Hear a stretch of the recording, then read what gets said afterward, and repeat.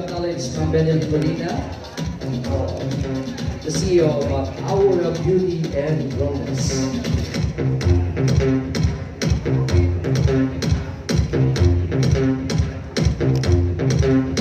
Alright, so before we start our program, so may I request everyone to please all stand for the opening prayer to be led by our Mississology correspondent, Mr. Ferdinand Abitol.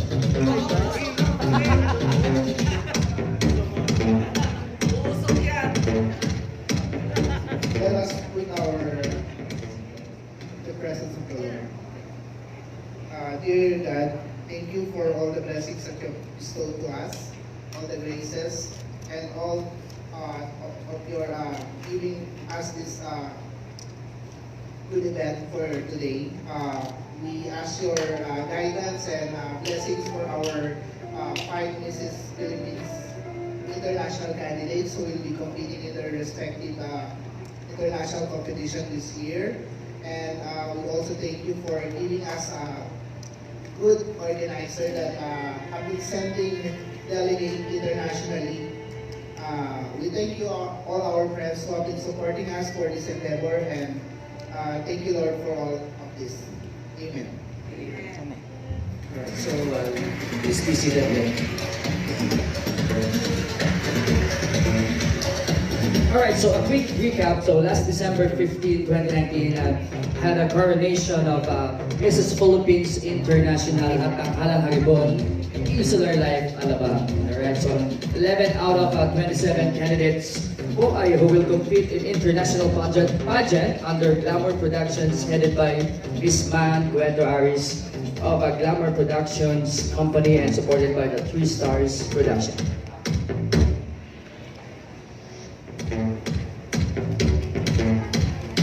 And I know you are all excited, guys, and I will introduce to you our international delegates.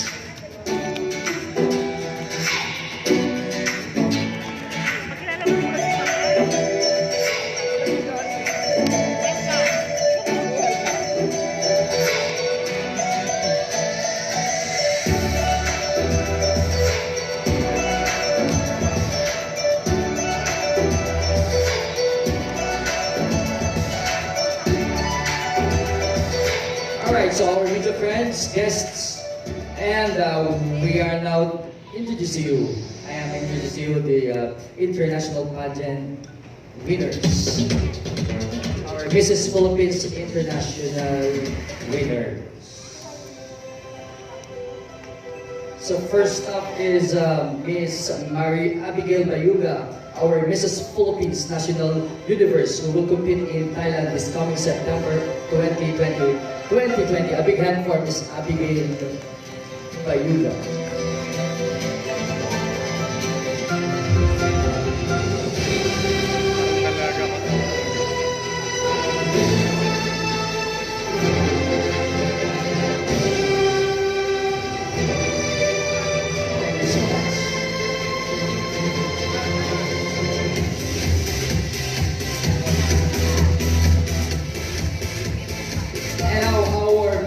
Philippines Face of Beauty International, Miss Riza Dominiento.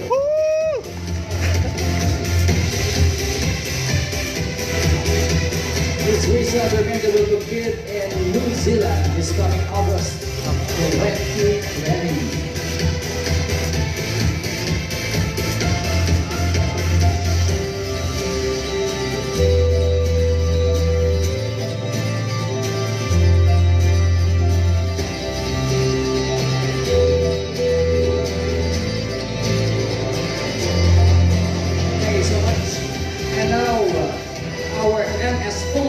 International 2019 is Athens Lucena.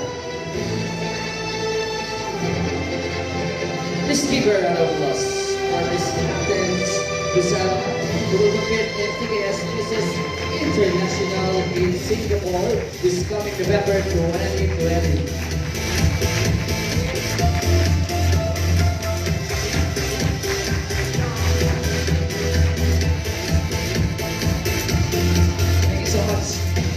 Our elite Mrs. Philippines International, Miss Michelle Bidu Encarnacion.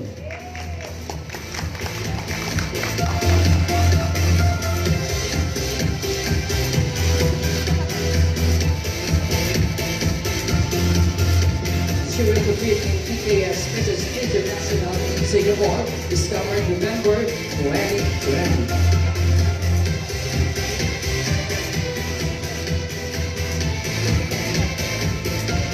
And last but not least, our Mrs. Philippines International 2019 Grand Winner, Miss Mary Grace Avanzado.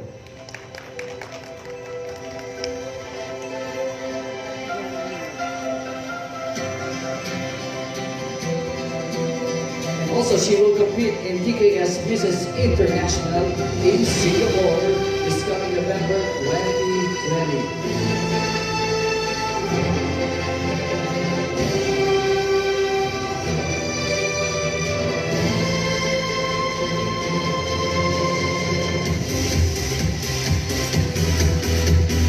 Thank you so much.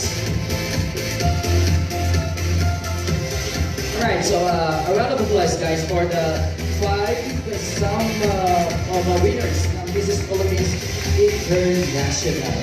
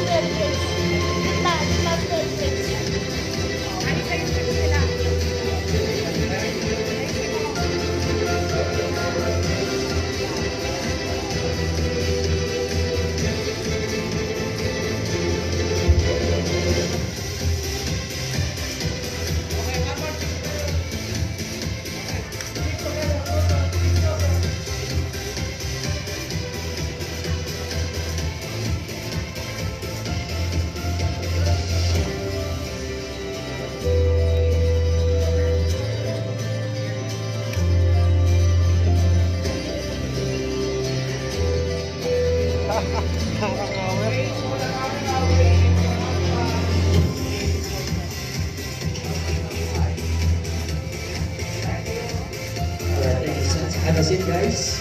All right, and also before we start our interview proper, all right, so we would like to acknowledge the presence of our mga nagagandahan at mga nagbabapuhang media friends na nandito ngayon. All right, so first up is Mr. Lars Santiago of JMA Kapuso. Isang masigabong palakpakan muna, guys. All right, thank you so much. Mr. Attorney Don of DZRH TV. Mr. Ferdinand Abihon of Mississology. Mr. Celso Maparas of the Philippine Star. Mr. Bobby Regentina of Manila, Philippines. Mr. Dolly Berrioso of OPNB Worldwide. Mr. Mel Caparas of Tempo. Mr. J. Pacao of Malaya Business Insight. Ms. Joy Arquil of FAB Philippines. Mr. Lito Calyon of FAB Manila. Mr. Armin Adina of Philippine Daily Inquirer. Ayan. Mr. J. Arnosas of Flag and Slide. Mr. Josh Rodriguez of Pageanthology. Mr. Anton Eder of Pageanthology. And of course, Mr. Anton Eder. Mr. Anton Eder of Pageanthology. Mr. Peter Fair of Critical Movie. Mr. Ed Tenoria of Pageanthology 101. Miss Ed Tenoria of Pageanthology 101. And also Mr. Eton Bonifacio of Manila Standard. And of course, Mr. Francis Angeles of People's Brigada. Palakpakan po natin ang ating mga nagagandahan at mga nagagabuhang media friends. Alright, and also we would like to acknowledge the National Director of Mrs. Face and Beauty International, Miss Annie Referia. Thank you. Thank you for coming. And also the CEO of Aura Beauty and Wellness, Miss Benelin Amigo Molina. Alright, kaya ang mga media friends natin magkakaroon kayo ng gift packs from Aura maya-maya mo kung gano'n ka sarap ang umumoy ng Aura aroma. Alright.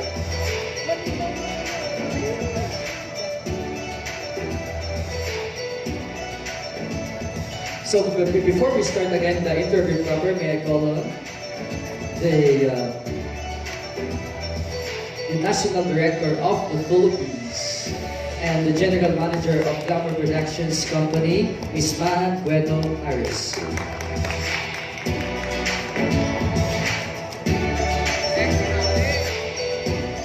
Hello everyone. Again, thank you so much for being with us. First and foremost, I want to say thank you for being with us today. Your presence is a strong statement that we are doing well in this field. Even we've been running pageants and sending delegates internationally for quite some time already, we still consider ourselves as a newbie in this industry. Our company is not as big as the others, but to have the love and support of the people, our media friends, and our candidates, we feel as if we are number one. But honestly speaking, me, my sister, and Aris are overwhelmed with the support that comes from all of you.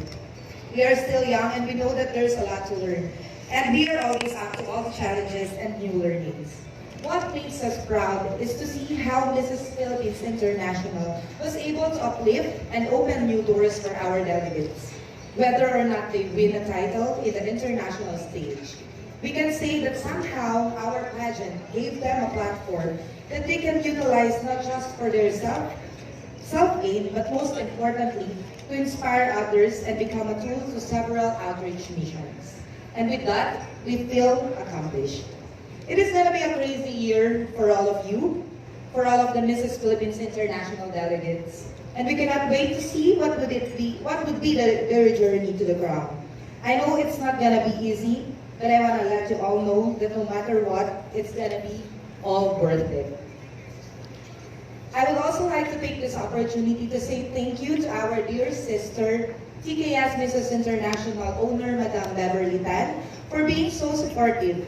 She is the reason we ventured into this field, and with her blessing, we were able to grow the international pageants franchises of our company in Mrs. Pageant field. Again, thank you so much everyone, and I hope you will all include us in your prayers. Mabuhay po tayong lahat.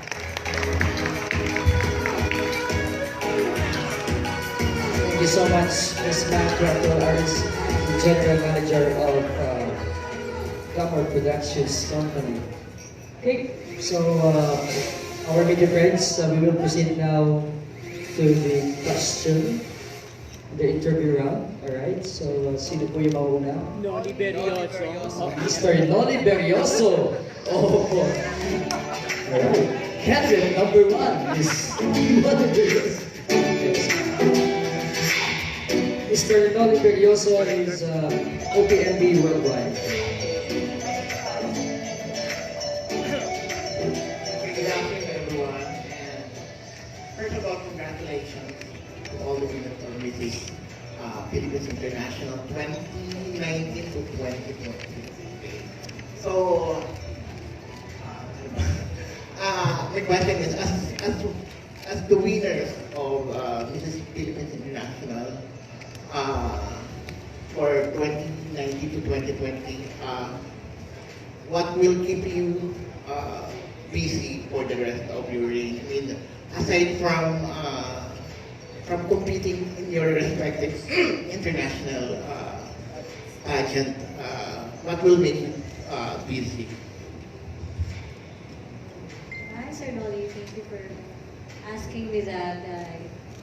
It's still surreal for me, and right now I'm on the stage of planning deliberating with other, collaborating. Are really actually planning different outreach all over the Philippines.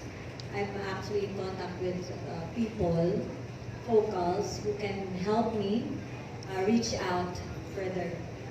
So this year is going to be a crazy year, as Ms. Mahan said. But I'm actually excited of what's gonna, of what 2020 will give me as Mrs. Philippines International. Well, thank you, Tito Noli, for that question. What makes me busy right now, actually, just right after the coronation night, we already have so many plans, even if I win or not, but thankfully I won the crown. I'm not just busy with my advocacy, not only in my province, but also all over the Philippines. We also have set up plans of introducing different tourism places here in our country, because I also wanted to show the whole world how beautiful Philippines is. So that's part of our plans right now, and also I'm busy looking for more sponsors to support my charity programs, because I know that I cannot do it all by myself, and thankfully there are people who believes in my advocacy and supports me. That's it. Hi, Tito Noli. So after the Mrs. Philippines International pageant, I had to take some time off first and spend time with my family. I lost a lot of time with my little boy and my husband, and then I also kept myself busy catching up on business. But throughout the rest of the year, for sure, the preparation for the international level is going to be there. But my top priority for now is really to use the crown. While the spirits are high among the people who have been supporting me, I wanted to use the time for now to promote my advocacy, which is, again, to help mothers start a career in working from home. So there.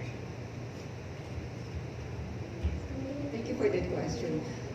I'm busy right now because of having this crown. I was recognized by a lot of organizations, like by Innovate Club International. I was recognized, and I was so very fortunate being recognized in front of all of the members, and also the Rotary Club of the Philippines. I was recognized by them also, and by our community, and I'm so happy with that.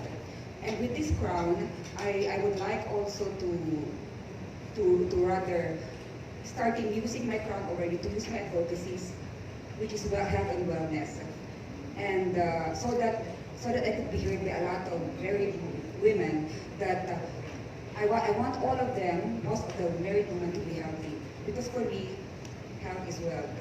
Thank you. Hello. Like what Ate said, I need to take a time off after the pageant. At the moment, I'm not yet feeling well. So I just recently finished my courtesy call in Marikina. That's a winning city. And we're planning to have a project, Marikina and Santa Rosa, Laguna, because Santa Rosa, Laguna is my birthplace. I was born and raised there. So we're planning to have a project about my advocacy, which is depression awareness, focusing in teen pregnancy. And by February, I'm going to meet someone from the DSWD for solo parent mother, because most of their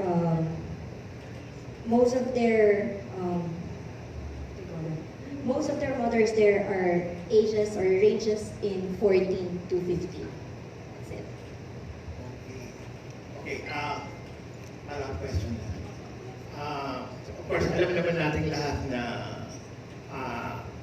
yung isa sa mga major, isa sa mga pinakamalaking province natin, sinalatan ng natural disaster.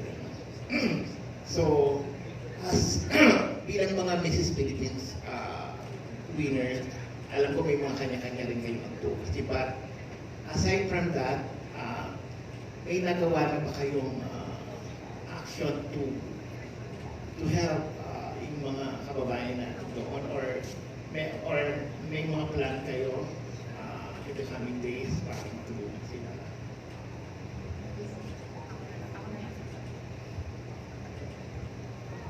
Well, actually po, Mrs. Philippines International and Glover Productions, Three Stars Productions, together with our queens, was able to visit some places in Batangas.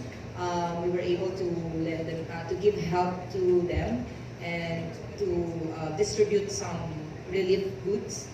And ayun po, as a team, we are working on that, and we plan to have another batch of outreach mission to be able to help them. But honestly, I would just like to say something about this.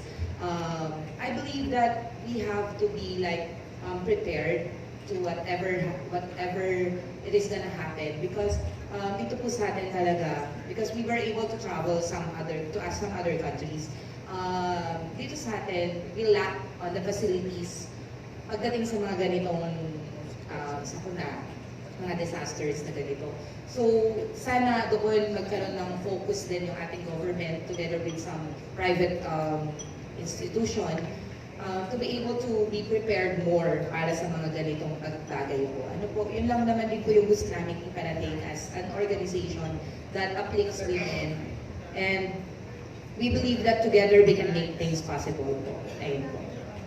Okay, thank you very much, and more power sa lahat ng mga winners ng Miss Philippines at sa ground. Thank you so much po, Sir Lou. Good afternoon. Congratulations once again. Magkakasama tayo last December. So, medyo kami lang ni Kuya dito at sa ni Kuya yung nakakilala sa inyo. So, for the benefit of all media here, can you tell us something about yourself, your family, ano yung nire-represent nyo na city or province, and ilang taon na kayo at bakit kayo sumali dito sa Pageanthology? Well, I am Michelle Vito Encarnacion. I am now 42 years old. I have one son. I represented Albay. I am a businesswoman. I'm working with my 3 skincare clinic branches right now. And then I'm also been doing charity works even before I joined the pageant. I know that some of you already know about that. I joined this pageant because first it inspires me to make my dream come true, and to do my advocacy, because I know that if I won the crown, especially now that I did, I know that I can really do more in working with my advocacy. Also, just recently we have launched the theme of my advocacy is Lapis at Papel, because I am now concentrating in education for poor children, and as well as the welfare for the youth who has been out of school because of poverty, because of addiction or abused. So this is what I'm doing right now, and what else? That's it, I guess. Hello everyone, I am Mary Grace Revilla Banzado from Lumban, Laguna. I am a loving wife to my husband, who is just around the corner. I am an entrepreneur like Michelle. I have 3 wonderful kids, 16, 10, and 5. I am a baker. I own a barbershop, and I also manage my husband's company, the V-Power Electrical Services Corporation. Right now, I have been in contact and collaborating with different organizations.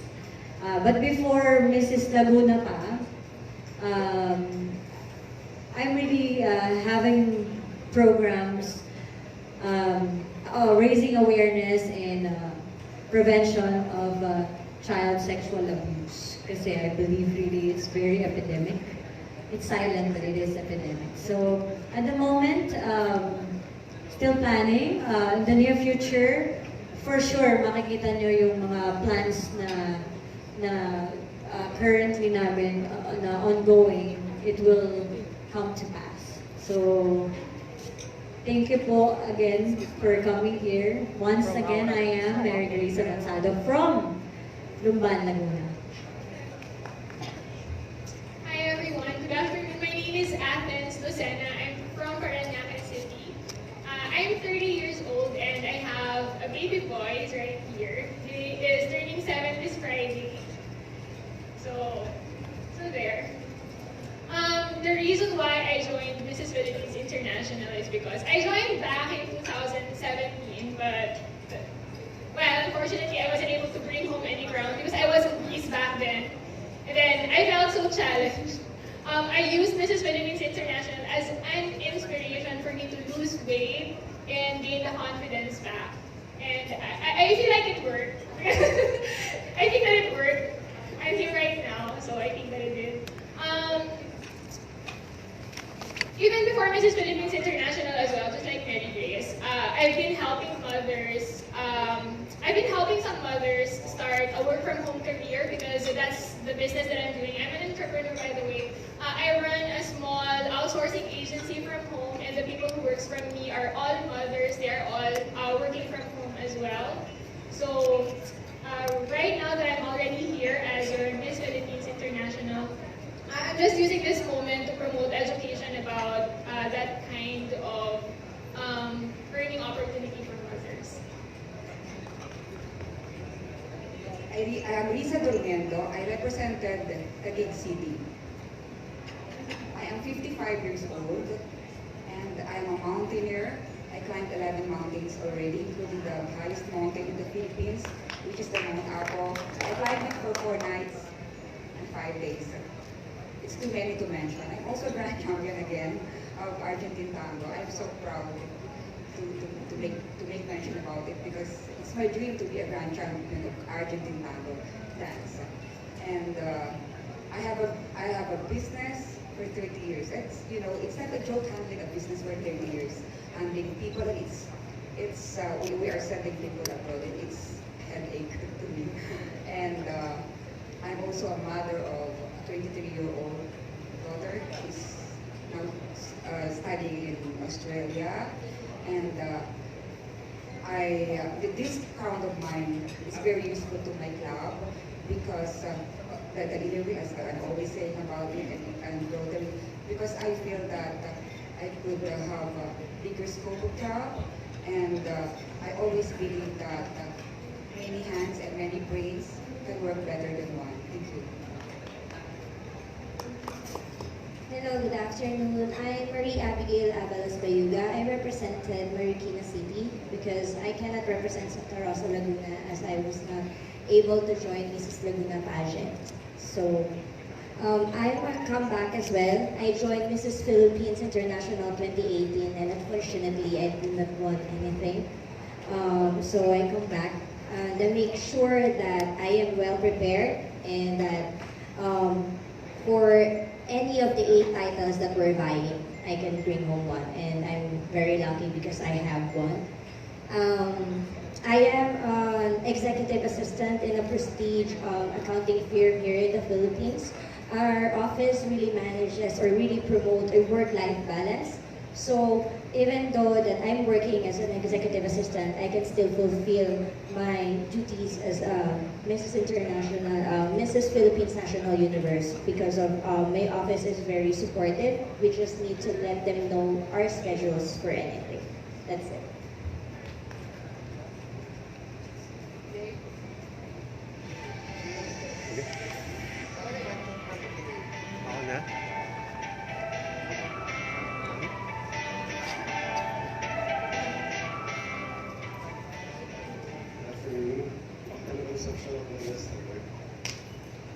Of course, one of the landmarks winning Miss Philippines International titles are your assigned international competitions. One of you is going to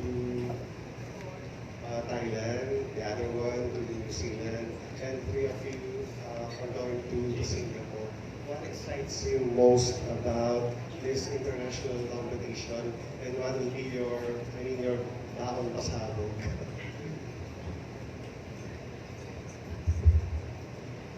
What excites me the most? Actually, the experience itself.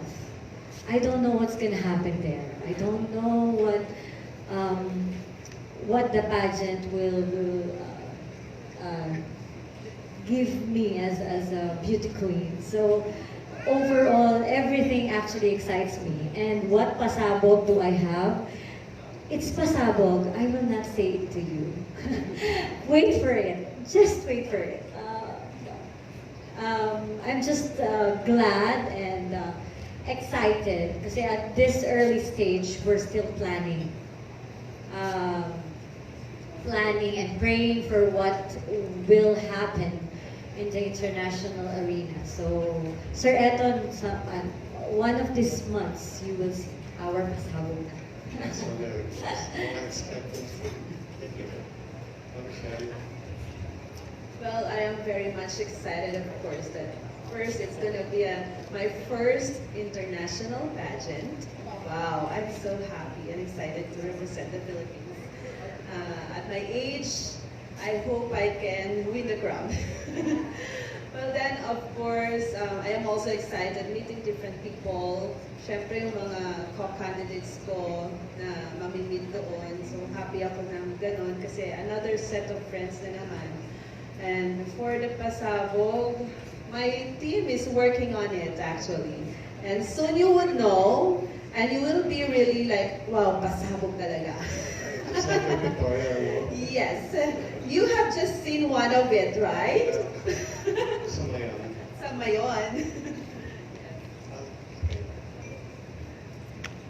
Hi, Sir Eton. So, guys, just to share, so way back before the Mrs. Philippines International Pageant, right after the press conference, Sir Eton was like, oh, you're so pretty and you're really one of the best. I hope that you will win. And thank you for that because that serves as an inspiration for me. Really. Actually, that time, hindi masyado na-notice yung mom, but ano-notice ko na siya stand siya sa left side. Sabi ko, potential winner. Thank you, Sir Eton. So, what excites me the most?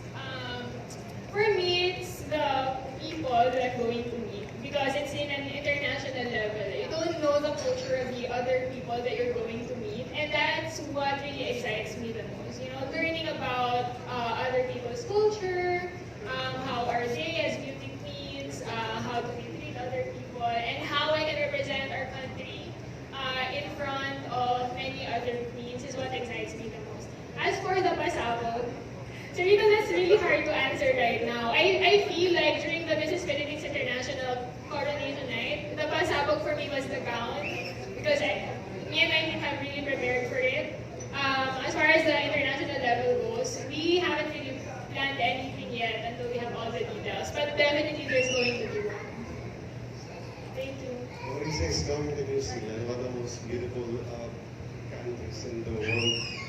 Perfect for sila ng one. So what can we expect for you competing in New Zealand? First is I'm so excited to compete in New Zealand this August. First is that that's the country I've never been visited yet.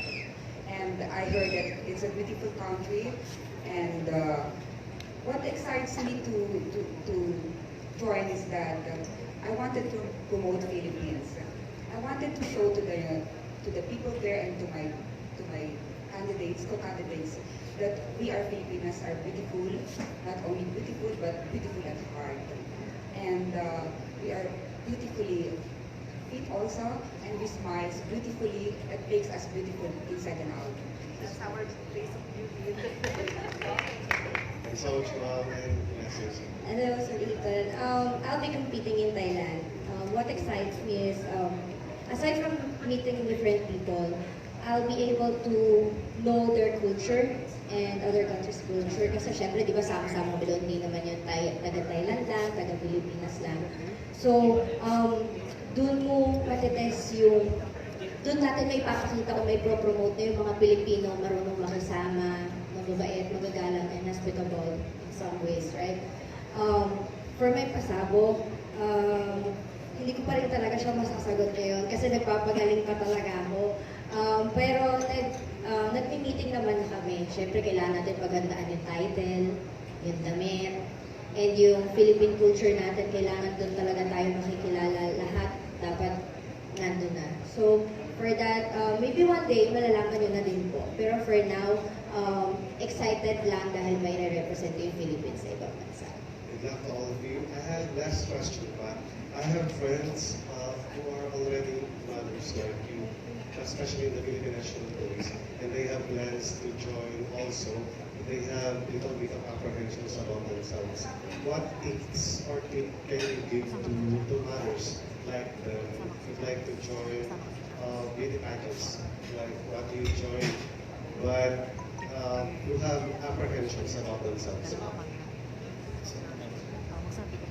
I saw your post. I was glad na involved ko sa PNP. For those mothers, women who would want to join, just be yourselves. Kasi some of us are not really actually confident. But when we join the pageant, we gain confidence. So just be yourself. Study also. Pag-aralan mo din yung pageant na sasalihan mo. Kasi hindi naman pwede na you go there, this is me. Like that. And one thing, know your purpose. If you don't know your purpose, still, you join the pageant. Most probably, you will know from there. Kasi being able to meet with other people, being able to be exposed sa different experiences of the other contestants, somehow you will learn and you will see, oh, actually this happens to me also. Most probably I can use my experience in motivating others like that. So ang tip ko lang, yun, be yourself, know and everything. So encourage ko din kasi lalo na sila, they're actually there in PNP. So yan lang, Sir Lito. Thank you. I have something to add. For the married women, I think that talking to your husbands heart to heart will really help a lot. Because when you're already married, most of the husbands, they will stop you from joining a Mrs. Beauty pageant because you know the mentality that if you're already a mother, you should stay at home and take care of your children. I feel like if you're able to communicate deeply with your husband and they understand exactly what you want to achieve, then they're going to be your best support system. So yeah. Sorry, isa natin yung share. Nagulat ako, 55 yan pala mo. Oh my God. I only look like 35, right? I would advise the married woman to be to have a self-confidence, to build their self-confidence, because overcoming their self-confidence will also overcome their imperfections. And they have to remember always that having, for a married woman, having a stretch marks or marks in their body symbolizes wisdom, symbolizes how hard life is. Thank you. Thanks so much.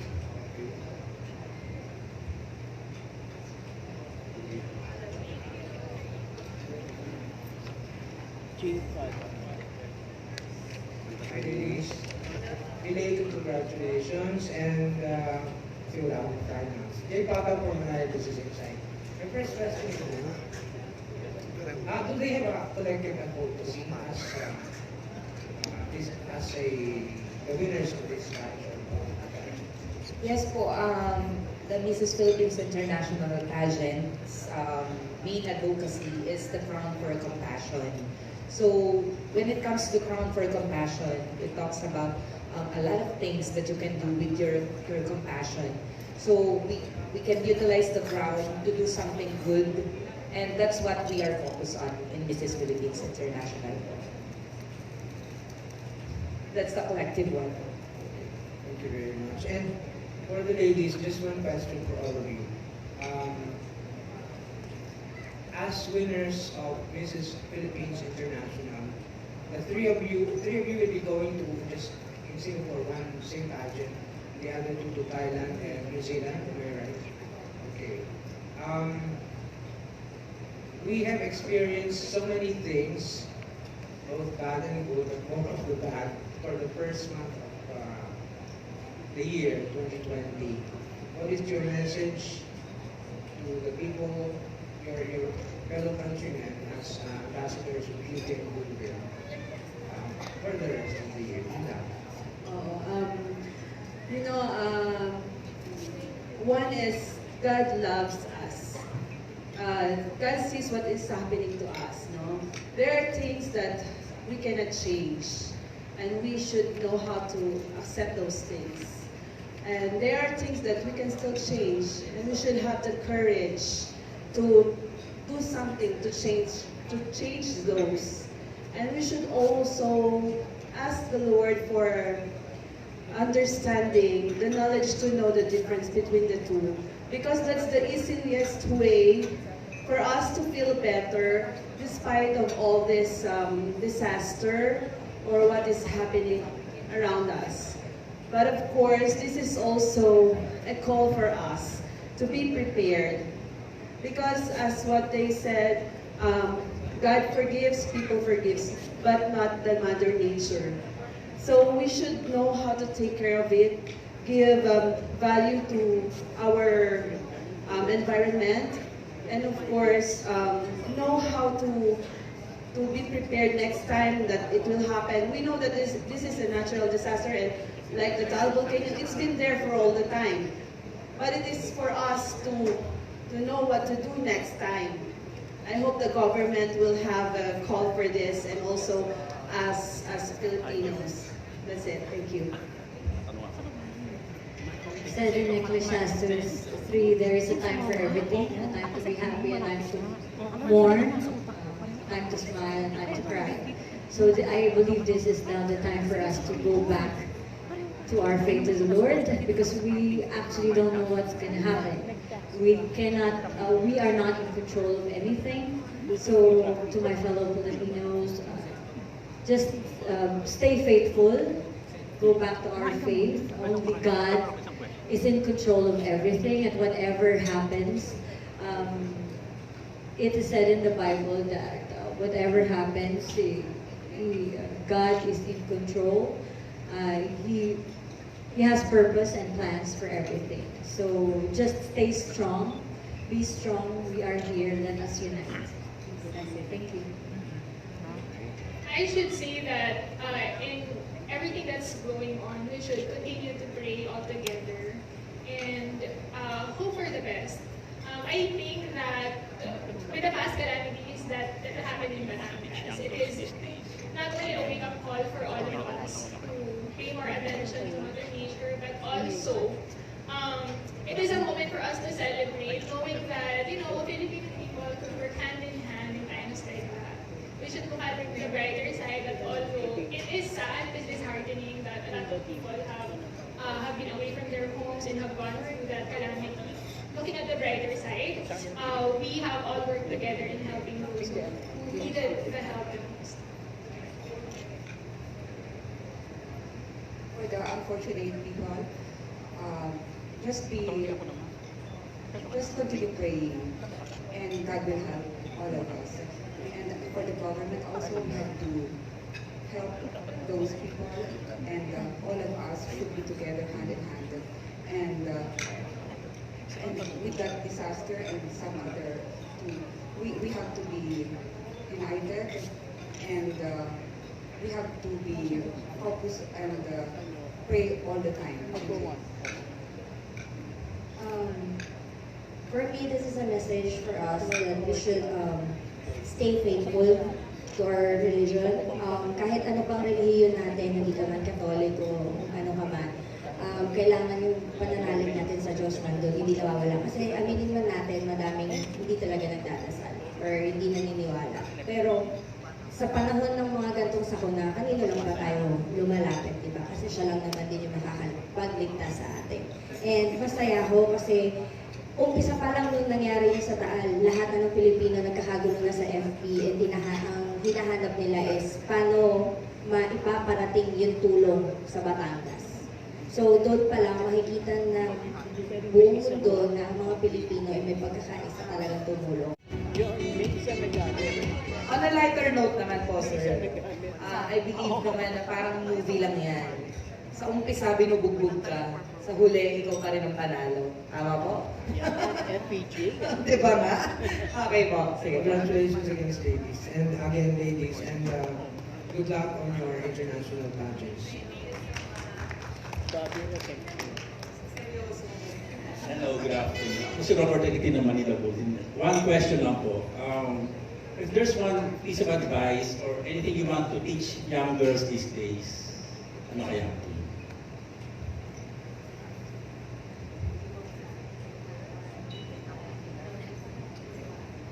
Okay, as a mom, Yes. di na lang as a beauty queen, sa kanila na yun. Yes. Okay, self-love. Para sa akin kasi, when you love yourself, you will gain love of others. First and foremost, love yourself. Yun lang. Ang ganda na sinabi mo, yun na. Yes, of course, yun, self-love. And also, I would like to teach young girls to have faith in God. Because as we see nowadays, fast-paced ang technology, fast-paced lahat. I am a mother. I don't have a daughter, but I've been with kids, no? I see how it is yung influence ng mga ganitong surroundings. And I wanted them to still not forget that there's still God. Huwag mag-rely on technology, on internet, on different things around them that just makes them happy for a while. But have faith and be strong. Yung pagmamahal sa pamilya, especially sa parents, because lahat, it will follow when you love your parents as well. Thank you. One advice I can give to all the young ladies lang. I have a daughter. I always tell her na have an intimate relationship with the Lord. Kasi I myself is only human. I commit mistakes. So I cannot be, a perfect example for her. But if she will have her own faith, she will have her own relationship with the Lord. Whatever happens, kasama niya ang Panginoon. Nasa taas siya ng buhay niya, nasa baba siya. Lahat yun, malalampasan niya with her head held up high kasi alam niya na ang Panginoon kasama niya all throughout.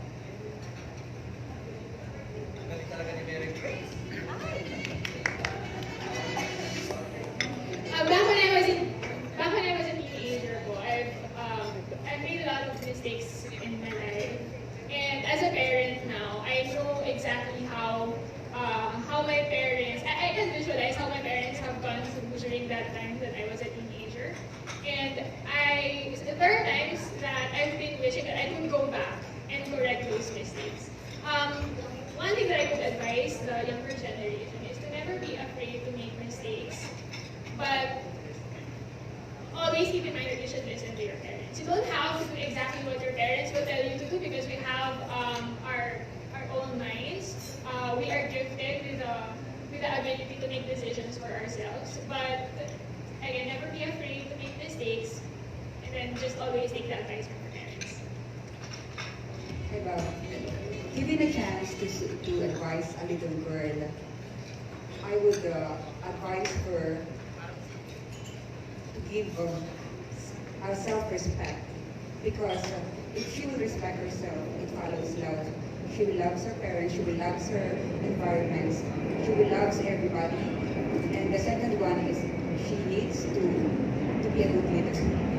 Because being a little girl and she's a good leader in her early age, she could be a good leader in her older age, and it's going to be a difference. Thank you. Ako, may advice advice ko, kasi nung panahon din, medyo hindi ako nakikinig masyado. So, ngayon umamin ako, yun yung takot ko. So, ang may advice ko sa mga bata ngayon be a God-fearing. Makikinig ka sa magulang mo lagi kasi wala naman niya sasabihin sa'yo na ikakapahamak ka. Tapos, pag nagkamali ka, matuto kang tanggapin yun at aminin sa sarili mo at sa susunod, huwag mo nang gawin ulit. And then lastly, of course, self-respect. Kasi nga, dun yun nag-uumpisa eh. Kung hindi mo kayang respeto yung sarili mo, paano ka dun nire-respeto ng ibang tao? Yun lang. Thank you. Okay, salamat po. Congratulations. I only have one question. What advice can you give to Bobby Regentina because he's madly in love right now? No. My question is, if you're going to compete with one of the winners, who would you choose and why? If you're going to compete with one of the winners, who would like to compete with and why? I have competed against them already. I think I would choose Agnes. Yeah, I would like to compete with her again. Why? If given a chance.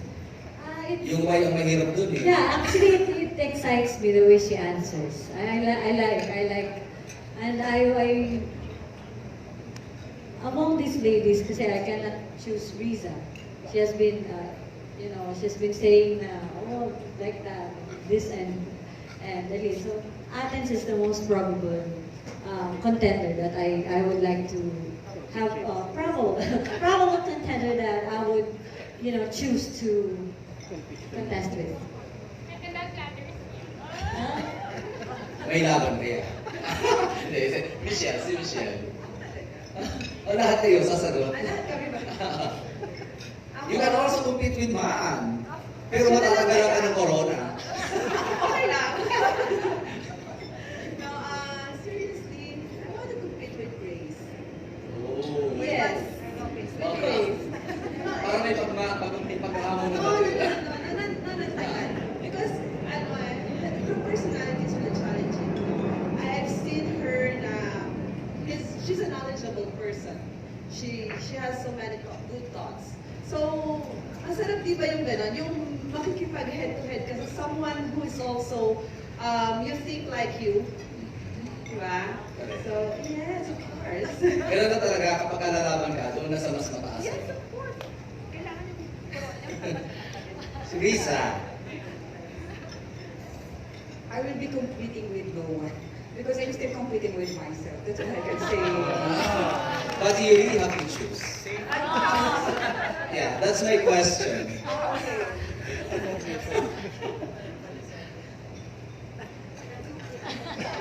Huwag mo ako ilalayo, hindi mo ako ilalayo. I'll be competing with my closest friend here, Mrs. Abby.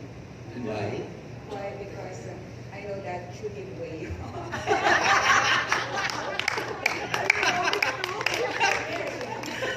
Just be nice to the elderly. Next. What's the next? Okay. Ano ko muna din sasabihin?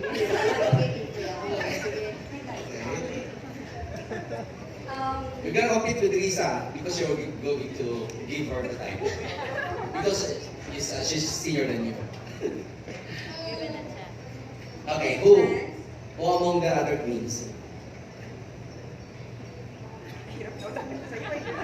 Mary Grace. Why?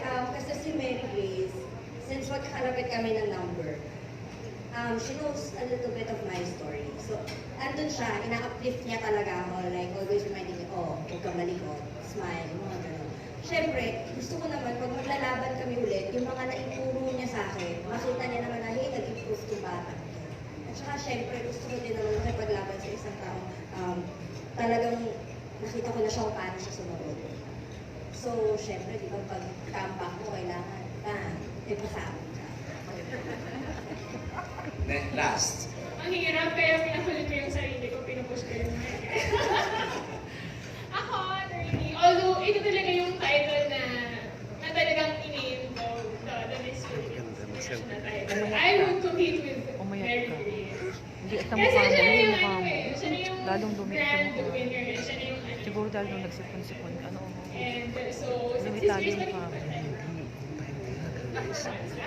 No, Kasi I'm ba kailangan ng kidding. energy? Kidding aside, this is Grace kasi she speaks wisdom. If there's one thing that you would say na you're unaware, you're saying like incorrectly, she would correct you. So, yun, I would love to have like a closer fight with her. Yun. No, Thank you, ladies. Maraming salamat. Nakatawa yung tanong na ito.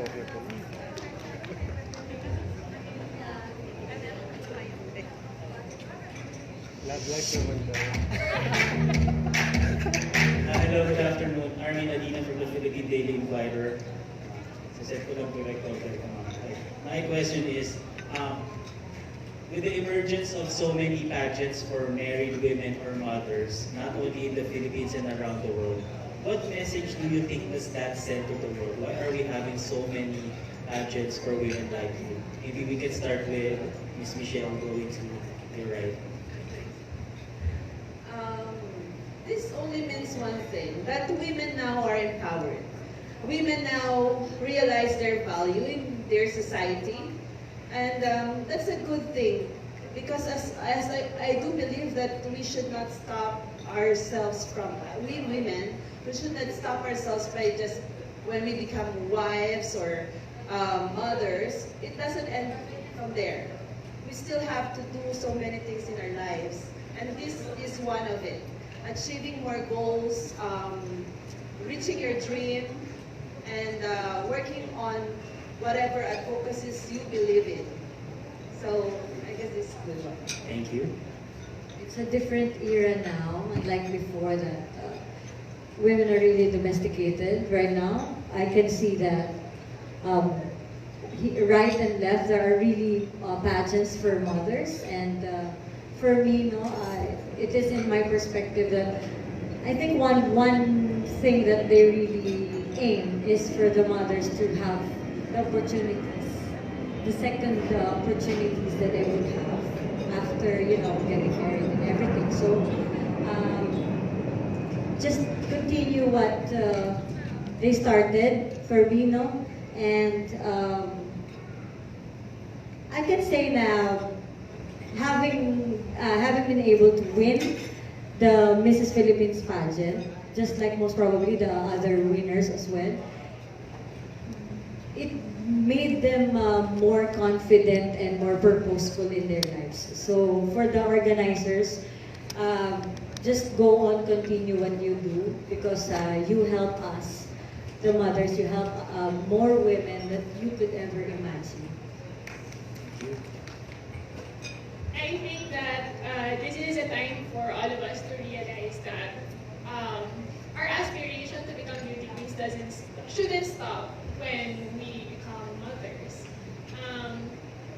Nung teenager ako, iniisip ko lagi na ayoko munang mag-anak ng maaga kasi gusto ko pang ma-achieve yung dream ko to become beauty in Pilipinas. Tita Annie was there during my teenage days.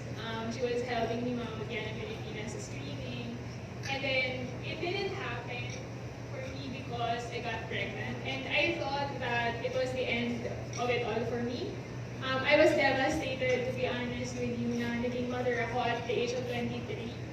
But because of these emerging beauty pageants for Mrs., for married women, for mothers, it gives a spark of hope for people like me who have that aspiration. Thank you. This pageant for the married women is very essential because some of our, like me, I was deprived of something. That's why I wasn't able to join the pageant before when I was younger. And this is the time for me to be able to shine. And though we have the obligations to our families, being a married woman, to our children, it's also our obligation to ourselves to fulfill our dreams. And it's not too late for us because of this pageant. And I would like to thank the Mrs. Philippines International. Thank you. Thank you. It only shows that discrimination is wala na talaga dito sa Philippines. And they are really encouraging every woman, married or not, single women, to get out of their comfort shell and show what they got and share their knowledge, their experiences to everybody. That's it. Thank you very much. Congratulations on winning your national titles and the best of luck to you on your respective international journeys.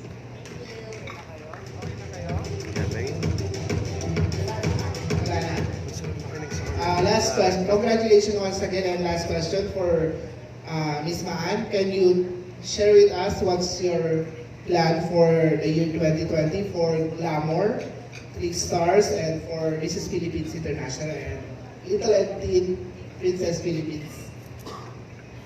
Thank you so much, Sir Birds.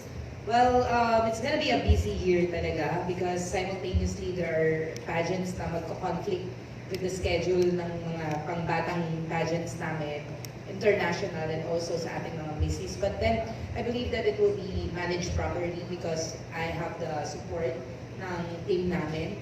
And also my husband will be there as well in every step of the way. And ayun po, so for the first quarter, we will be having several competitions, international, and then up to the end of November, meron tayo, almost every month, meron tayong international pageants na pagdadalahan ng ating mga kids and teens and also ng missies. And December as well, we will be having our national pageant. Simultaneously din, meron din tayong mga regional and provincial competitions ng ating Mrs. Philippines International. Mrs. Cebu will be happening on August. And Mrs. Laguna will be happening on April 5 in Calambatan. And also, meron tayong international pageant na i-host ni Glamour Productions. This is it's co-founded by me and Ms. Aiko Tanaka from Japan. We will be having the World Tourism Festival here in Cebu. So, yung mga international naman na mga friends namin na the directors will be sending delegates to this competition. So, ayun, it's gonna be a very busy year. For last question, for Mrs. Philippines International, you have regional and provincial pageants. What are these and ano pa yung susunod na mga selection for either regional, provincial, or maybe city Yes. for Mrs. Philippines International? Yes po. For the second year, we will be having the Mrs. Cebu Philippines. And then the Mrs. Laguna is on its 3rd year. Mrs. Batangas is on its 2nd year. And we are opening doors for Mrs. Quezon. We will be having that. And we are working on having something on the north. So it's gonna be, I think, Cagayan Valley, Mrs. Cagayan Valley. So yung mga provinces na covered ng Cagayan Valley we will be having a competition there. And Mrs. Manila as well. So, slowly but surely, nag-grow po tayo, and that's one thing na we are proud of because hindi kami biglang what do you call that? Pumusbong. Kumbaga, unti-unti, but then, nag-i-stay. So, hindi katulad, kumbaga, ng mga ibang bagay na biglang dumating dan biglang mawawala. So, we are here to stay. Ayun po. So, I'll hand over the mic to Sir Rice. Meron pa? Last words, yes. Yun po.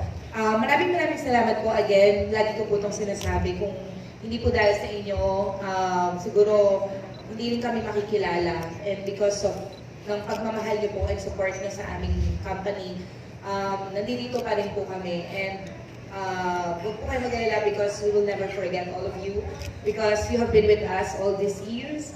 And we are very thankful because of you and also sa ating mga candidates.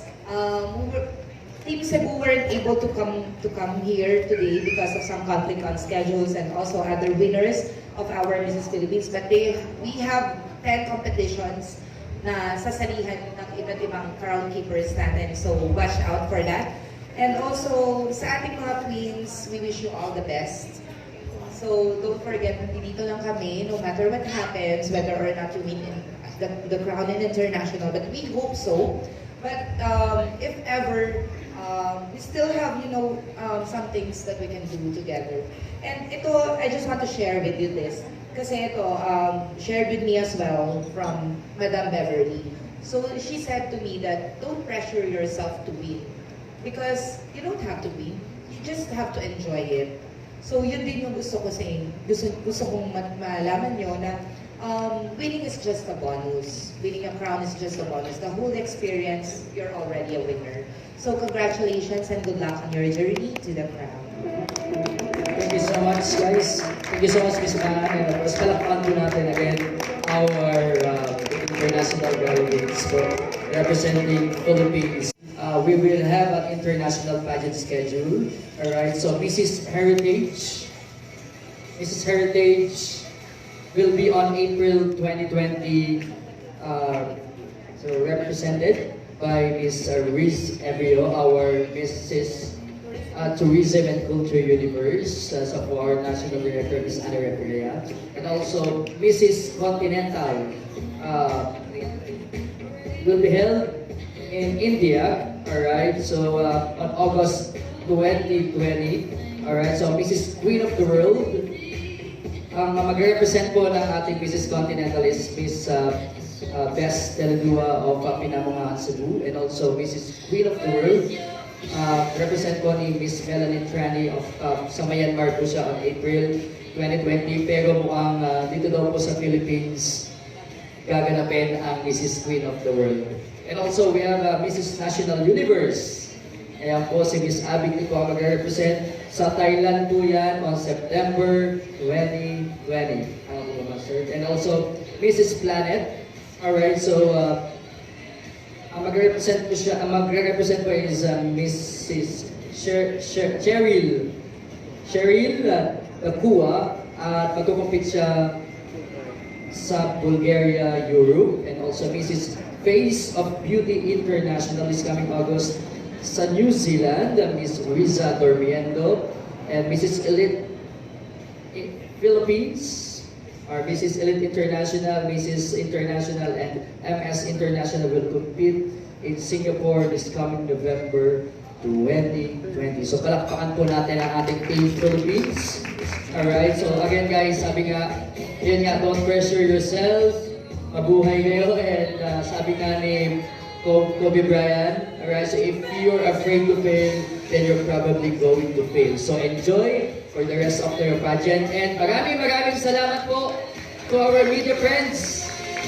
Thank you so much. Ayan, so enjoy your lunch or your dinner, po. And Midas 10, thank you so much. Midas Hotel Casino, maraming salamat po. Alright, so to all our media friends, punta po na